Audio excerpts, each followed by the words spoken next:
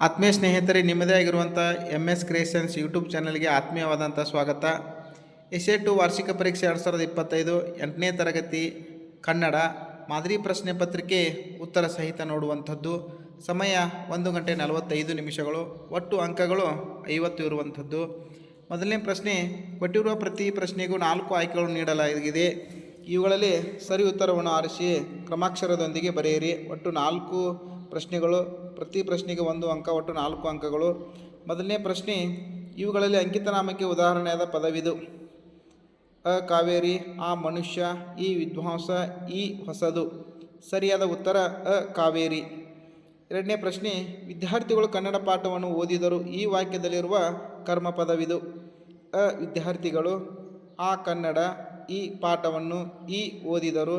ಉತ್ತರ ಈ ಪಾಠವನ್ನು. ಮೂರನೇ ಪ್ರಶ್ನೆ, ನಮ್ಮ ಊರಿನಲ್ಲಿ ಹುಲಿಗಳ ಕಾಟ ಬಹಳವಿತ್ತು. ಈ ವಾಕ್ಯವು ಅ ಸಾಮಾನ್ಯ ವಾಕ್ಯ, ಆ ಸಂಯೋಜಿತ ವಾಕ್ಯ, ಈ ಮಿಶ್ರ ವಾಕ್ಯ, ಈ ಪ್ರಶ್ನಾರ್ಥಕ ವಾಕ್ಯ. ಸರಿಯಾದ ಉತ್ತರ ಅ ಸಾಮಾನ್ಯ ವಾಕ್ಯ. ನಾಲ್ಕನೇ ಪ್ರಶ್ನೆ, ಹೆಮ್ಮರ ಪದವು ಈ ಸಮಾಸಕ್ಕೆ ಉದಾಹರಣೆಯಾಗಿದೆ. ಅ ತತ್ಪುರುಷ ಸಮಾಸ, ಆ ಕರ್ಮಧಾರಿಯ ಸಮಾಸ, ಈ ದ್ವಂದ್ವ ಸಮಾಸ, ಈ ಗಮಕ ಸಮಾಸ. ಸರಿಯಾದ ಉತ್ತರ ಆ ಕರ್ಮಧಾರಿಯ ಸಮಾಸ. ಪ್ರಮುಖ ಪ್ರಶ್ನೆ 2, ಕೊಟ್ಟಿರುವ ಮೊದಲೆರಡು ಪದಗಳಿಗೆ ಇರುವ ಸಂಬಂಧದಂತೆ ಮೂರನೇ ಪದಕ್ಕೆ ಸರಿ ಸಂಬಂಧ ಹೊಂದುವ ಪದವನ್ನು ಬರೆಯಿರಿ. ಒಟ್ಟು 4 ಪ್ರಶ್ನೆಗಳು, ಪ್ರತಿ ಪ್ರಶ್ನೆಗೆ 1 ಅಂಕ, ಒಟ್ಟು 4 ಅಂಕಗಳು. 5ನೇ ಪ್ರಶ್ನೆ, ರವ, ನಿರವ, ಭಯ, ಅಭಯ ಅಥವಾ ನಿರ್ಭಯ. 6ನೇ ಪ್ರಶ್ನೆ, ಕಬ್ಬ, ಕಾವ್ಯ, ಸಕ್ಕರೆ, ಸರ್ಕಾರ. 7ನೇ ಪ್ರಶ್ನೆ, ಕೃತಿ, ಭೂಮಿ, ವಿರಂಚಿ, ಬ್ರಹ್ಮ. 8ನೇ ಪ್ರಶ್ನೆ, ಮನೆಯಲ್ಲಿ ಆಗಮ ಸಂಧಿ, ಹುಲ್ಲುಗಾವಲು ಆದೇಶ ಸಂಧಿ. ಪ್ರಮುಖ 3ನೇ ಪ್ರಶ್ನೆ, ಕೊಟ್ಟಿರುವ ಪ್ರತಿ ಪ್ರಶ್ನೆಗೂ ಒಂದೊಂದು ವಾಕ್ಯದಲ್ಲಿ ಉತ್ತರಿಸಿರಿ. ಒಟ್ಟು 7 ಪ್ರಶ್ನೆಗಳು, ಒಟ್ಟು ತಲಾ 1ಕ್ಕೆ 2 ಅಂಕ, ಒಟ್ಟು 14 ಅಂಕಗಳು. 9ನೇ ಪ್ರಶ್ನೆ, DVಜಿಯವರ ಹುಟ್ಟೂರು ಯಾವುದು? DVಜಿಯವರ ಹುಟ್ಟೂರು ಕೋಲಾರ ಜಿಲ್ಲೆಗೆ ಸೇರಿದ ಮುಳಬಾಗಿಲು. 10ನೇ ಪ್ರಶ್ನೆ, ವಿದೇಶಗಳಲ್ಲಿ ನೀರಿಗಿಂತ ಅಗ್ಗವಾಗಿ ಸಿಗುವುದೇನು? ಉತ್ತರ, ವಿದೇಶಿಗಳಲ್ಲಿ ನೀರಿಗಿಂತ ಅಗ್ಗವಾಗಿ ಕೋಲ ಸಿಗುತ್ತದೆ. 11ನೇ ಪ್ರಶ್ನೆ, ನಮ್ಮ ಪಯಣ ಎತ್ತ ಸಾಗಿದೆ? ಉತ್ತರ, ಗುರಿಯ ಬೆಳಕಿನೆಡೆಗೆ ನಮ್ಮ ಪಯಣ ಸಾಗಿದೆ. 12ನೇ ಪ್ರಶ್ನೆ, ದ್ವೇಷ ಏಕೆ ವ್ಯರ್ಥವಾಗಿದೆ? ಉತ್ತರ, ತನ್ನ ಸ್ವಾರ್ಥವ ನೆನೆದು ದೇಹ ವ್ಯರ್ಥವಾಗಿದೆ. 13ನೇ ಪ್ರಶ್ನೆ, ಗಂಗರ ಮೊದಲ ರಾಜಧಾನಿ ಯಾವುದು? ಉತ್ತರ, ಗಂಗರ ಮೊದಲ ರಾಜಧಾನಿ ಕೋಲಾರ. 14ನೇ ಪ್ರಶ್ನೆ, ಮನೋರಮೆಯಲ್ಲಿ ಮೂಡಿದ ಸಂದೇಹವೇನು? ಉತ್ತರ, ಆರಣ್ಯಕನೆಂಬ ತಪಸ್ವಿ ನೀಡಿದ ಆತಿಥ್ಯವೆಂದರೆ ಬರೀ ಉಪಚಾರವೇ ಎಂಬ ಸಂದೇಹವನ್ನು ಮನೋರಮೆಯಲ್ಲಿ ಮೂಡಿತು. 15ನೇ ಪ್ರಶ್ನೆ, ದೇಶಕ್ಕೆ ಅತಿಶಯವಾದ ಧಾನ್ಯ ಯಾವುದು? ಉತ್ತರ, ದೇಶಕ್ಕೆ ಅತಿಶಯವಾದ ಧಾನ್ಯ ರಾಗಿ. 4ನೇ ಪ್ರಶ್ನೆ, ಪ್ರಮುಖವಾಗಿರುವ 4ನೇ ಪ್ರಶ್ನೆ, ಕೊಟ್ಟಿರುವ ಪ್ರತಿ ಪ್ರಶ್ನೆಗೆ 3 ಅಥವಾ 4 ವಾಕ್ಯಗಳಲ್ಲಿ ಉತ್ತರಿಸಿ. ಒಟ್ಟು 6 ಪ್ರಶ್ನೆಗಳು, ತಲಾ 1ಕ್ಕೆ 2 ಅಂಕ, 12 ಅಂಕಗಳು. 16ನೇ ಪ್ರಶ್ನೆ, ನವೀನ ಶಿಕ್ಷಣದ ವೈಶಿಷ್ಟ್ಯಗಳೇನು? ಉತ್ತರ, ಮಹಾತ್ಮ ಗಾಂಧಿಯವರ ಪ್ರೇರಣೆಯಿಂದ ಕೆಲವು ಶಾಲೆಗಳಲ್ಲಿ ನವೀನ ಶಿಕ್ಷಣ ಆರಂಭವಾಯಿತು. ಈ ವ್ಯವಸ್ಥೆಯಲ್ಲಿ ವಿದ್ಯಾರ್ಥಿಗಳಿಗೆ ಹಲವು ತರಹದ ಔದ್ಯೋಗಿಕ ಶಿಕ್ಷಣವನ್ನು ಕೊಡಲಾಗುತ್ತಿತ್ತು ಹಾಗೂ ಅವರಲ್ಲಿ ಹಸ್ತಕೌಶಲ್ಯವನ್ನು, ದೇಹ ಶ್ರಮದಲ್ಲಿ ಗೌರವ ಭಾವವನ್ನುಂಟು ಮಾಡಲಾಗುತ್ತಿತ್ತು. ವಿದ್ಯಾರ್ಥಿಗಳಲ್ಲಿ ಕೆಲವರಿಗೆ ಬಡಗಿಯ ಕೆಲಸ, ಕೆಲವರಿಗೆ ಬೆತ್ತದ ಕುರ್ಚಿ ಇತ್ಯಾದಿ ಸಾಮಗ್ರಿಗಳನ್ನು ಮಾಡುವ ಕೆಲಸ, ಕೆಲವರಿಗೆ ಕೃಷಿ ಕೆಲಸ, ಕೆಲವರಿಗೆ ಮಗ್ಗದ ಕೆಲಸವನ್ನು ಕಲಿಸುತ್ತಿದ್ದರು. ಶಾಲೆಗಳಲ್ಲಿ ಔದ್ಯೋಗಿಕ ಶಿಕ್ಷಣ, ಮಕ್ಕಳ ಆಸಕ್ತಿಗೆ ಪೂರಕವಾದ ಶಿಕ್ಷಣ ನೀಡುವುದು, ಸ್ವಯಂ ಉದ್ಯೋಗಕ್ಕೆ ಪ್ರೇರಣೆ ನೀಡುವುದು ಇದರ ಮೂಲ ಉದ್ದೇಶವಾಗಿತ್ತು. ಇನ್ನು 17ನೇ ಪ್ರಶ್ನೆ, ಜಪ ಹಾಗೂ ಉಪವಾಸ ವ್ರತಗಳ ಫಲ ಯಾವಾಗ ದೊರೆಯುವುದಿಲ್ಲ? ಉತ್ತರ, ನಾವು ಮನಸ್ಸಿನಲ್ಲಿ ಮೋಸ, ವಂಚನೆ, ಕಪಟ ತುಂಬಿಕೊಂಡು ಜಪವನ್ನು ಮಾಡಿದರೆ ಜಪದ ಫಲ ದೊರೆಯುವುದಿಲ್ಲ. ನಾವು ಕೋಪವನ್ನು ಬಿಡದೆ ನಿರಂತರವಾಗಿ ಉಪವಾಸವನ್ನು ಮಾಡಿದರೆ ಉಪವಾಸ ವ್ರತದ ಫಲವು ದೊರೆಯುವುದಿಲ್ಲ. ಅಂದರೆ ನಾವು ದುರ್ಜನರಾಗಿ ದುರ್ಗುಣಗಳಿಂದ ಕೂಡಿ ದುಷ್ಕಾರ್ಯಗಳನ್ನು ಮಾಡಿದಾಗ ಸತ್ಫಲಗಳು ದೊರೆಯುವುದಿಲ್ಲ ಎಂಬುದು ಪುರಂದರದಾಸರ ಅಭಿಪ್ರಾಯವಾಗಿದೆ. 18ನೇ ಪ್ರಶ್ನೆ, ಯುವಕನು ಬಡವರ ಹುಡುಗಿಯನ್ನು ಮದುವೆಯಾಗದಿರಲು ಕಾರಣಗಳೇನು? ಉತ್ತರ: ಯುವಕನಿಗೆ ಲಂಡನ್ನಿನಲ್ಲಿ ಲಾ ಕಲಿತು ಬ್ಯಾರಿಸ್ಟರ್ ಆಗಬೇಕೆಂಬ ಬಲವಾದ ಇಚ್ಛೆ ಇತ್ತು. ಆದ್ದರಿಂದ ಅವನು ಬಡವರ ಮನೆಯ ಹುಡುಗಿಯನ್ನು ಮದುವೆಯಾಗಲಿಲ್ಲ. 19ನೇ ಪ್ರಶ್ನೆ: ಹೊಸನಾಡೊಂದನ್ನು ಕಟ್ಟಿ ಬಯಸುವ ಕವಿ ಉತ್ಸಾಹ ಉದ್ವೇಗದಲ್ಲಿ ಹೇಳುವ ಮಾತುಗಳಾವವು? ಉತ್ತರ: ಉತ್ಸಾಹ ಉದ್ವೇಗ ಉದ್ರೇಕಗಳ ವೀರ ಯುವಜನರೇ ನಾಡ ಬಾವುಟವು. ಆ ಬಾವುಟದ ಹಾರಾಟಕ್ಕೆ ಆಕಾಶವೇ ಗಡಿ. ಅದರ ಹಾರಾಟವನ್ನು ತಡೆಯುವಂಥ ಯಾವುದೇ ಶಕ್ತಿಯನ್ನು ಬರಲು ಬಿಡುವುದಿಲ್ಲ.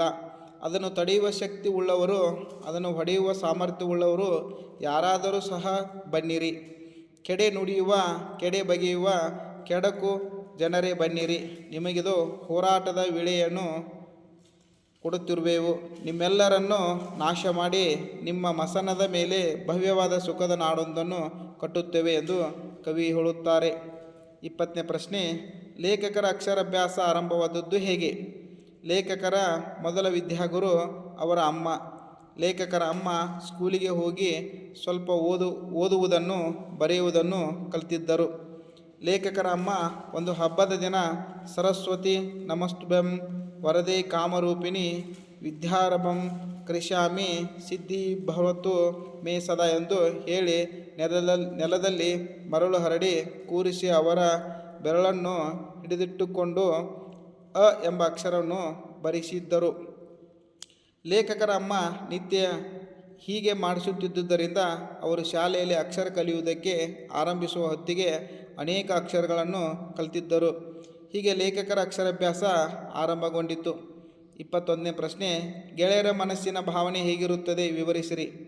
ಗೆಳೆಯರ ಮನಸ್ಸಿನಲ್ಲಿ ವಂಚನೆ ಇಲ್ಲ, ಚಂಚಲತೆ ಇಲ್ಲ, ಮೇಲು ಕೀಳುಗಳೆಂಬ ಭೇದವಿಲ್ಲ, ಅಹಂಕಾರವಿಲ್ಲ, ಒಬ್ಬರ ಮೇಲೊಬ್ಬರಿಗೆ ಸ್ವಲ್ಪವೂ ದ್ವೇಷವಿಲ್ಲ, ಸಣ್ಣತನದಿಂದ ಯೋಚಿಸುವುದಿಲ್ಲ ಮತ್ತು ಸಂಕೋಚವೆಂಬುದು ಮೊದಲೇ ಇರುವುದಿಲ್ಲ.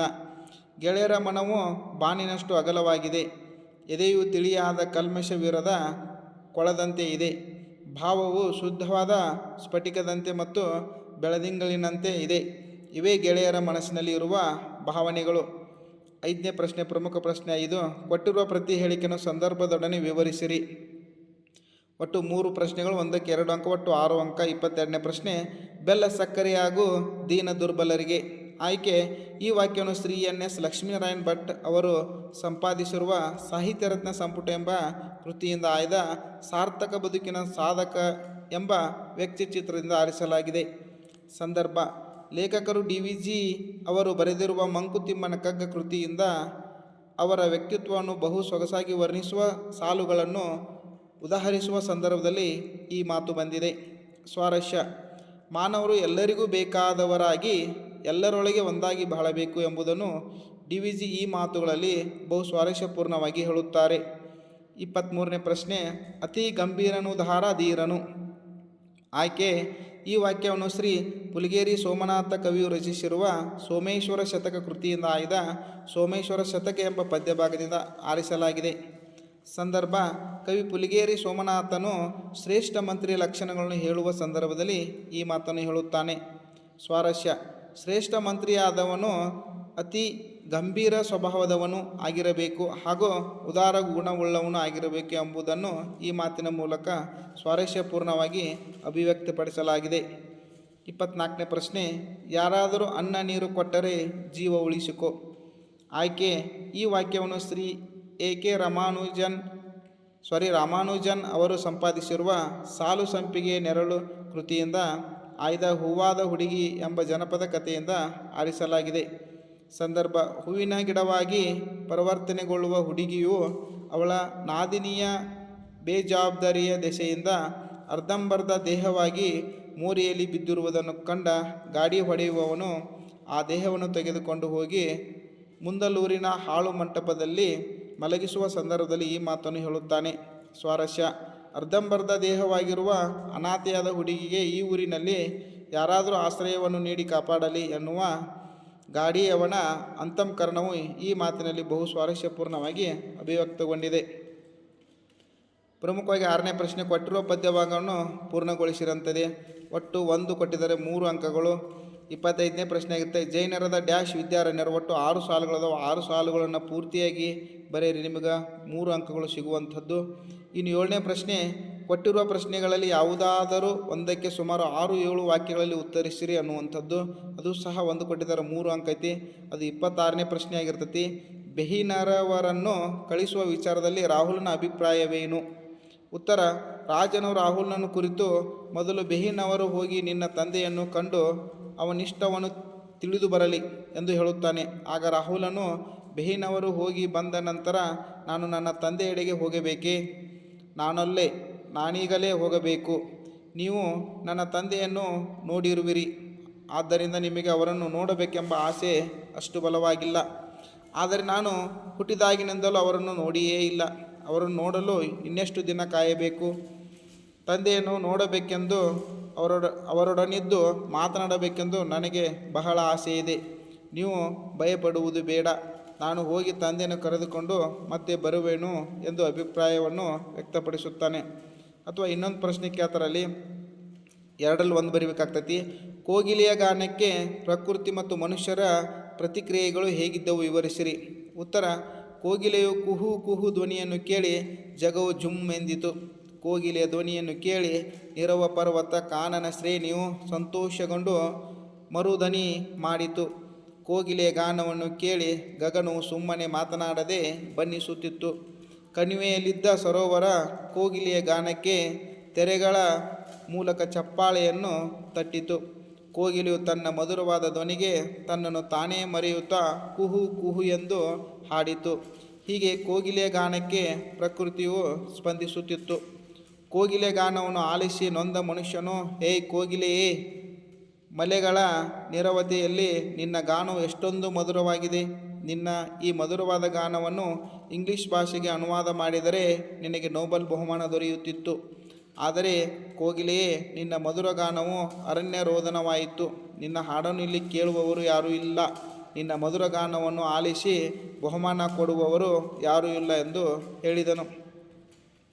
ಇನ್ನು ಪ್ರಮುಖ 8ನೇ ಪ್ರಶ್ನೆ, ಯಾವುದಾದ್ರೂ ಒಂದು ಗಾದೆಯ ಮಹತ್ವದೊಂದಿಗೆ ವಿಸ್ತರಿಸಿ ಬರೆಯಿರಿ. 1 ವಿಸ್ತರಿಸಬೇಕು. ಒಟ್ಟು 3 ಅಂಕಗಳಿರ್ತಾವೆ. ಇಲ್ಲಿ 27ನೇ ಪ್ರಶ್ನೆ ಆಗೈತಿ. ಮಾತು ಬೇಡಿ ಮೌನ ಬಂಗಾರ. ಗಾದೆಗಳು ವೇದಗಳಿಗೆ ಸಮಾನ ಎನ್ನುತ್ತಾರೆ. ಗಾದೆ ವೇದಕ್ಕಿಂತ 1 ಪಟ್ಟು ಮಿಗಿಲಾಗಿರುವುದರಿಂದ ವೇದ ಸುಳ್ಳಾದರೂ ಗಾದೆ ಸುಳ್ಳಾಗದು ಎಂಬುವ ನುಡಿ ಹುಟ್ಟಿತು. ಹಿರಿಯರ ಅನುಭವದ ನುಡಿಮುತ್ತುಗಳೇ ಈ ಗಾದೆಗಳು. ಬಿಂದುವಿನಂಥ ಗಾದೆಯಲ್ಲಿ ಸಿಂಧುವಿನಂಥ ವಿಶಾಲಾರ್ಥವು ಅಡಗಿರುತ್ತದೆ.